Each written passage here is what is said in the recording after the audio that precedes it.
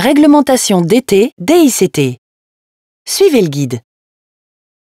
En France, circulent au-dessus et en dessous du sol 5 millions de kilomètres de réseaux.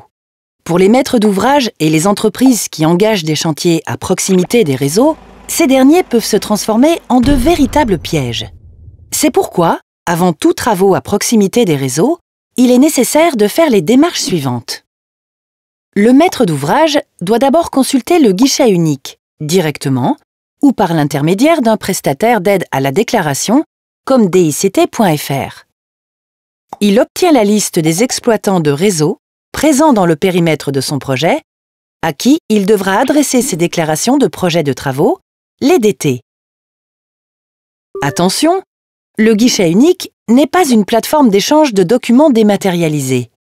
Le maître d'ouvrage complète et envoie les DT par ses propres moyens ou par l'intermédiaire du site DICT.fr. L'exploitant doit ensuite répondre à l'aide d'un document appelé récépissé. Il joint ses plans de réseau et indique leur classe de précision A, B ou C.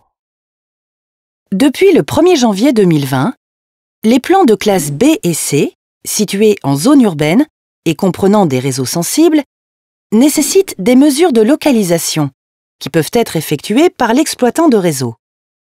Il bénéficie alors d'un délai de 15 jours supplémentaires pour apporter sa réponse. Si celui-ci ne dispose pas des compétences pour le faire, il doit mandater le maître d'ouvrage qui se chargera de réaliser des investigations complémentaires par le biais d'un prestataire certifié. Les mesures de localisation et investigations complémentaires seront à la charge de l'exploitant de réseau. Le maître d'ouvrage rédige alors son dossier de consultation des entreprises, le DCE. Les DT, les récépissés et les résultats des investigations complémentaires ou des mesures de localisation doivent faire partie intégrante de son dossier. Lorsque l'exécutant des travaux est retenu et que le marché est signé, celui-ci doit consulter à son tour le guichet unique directement ou via DICT.fr.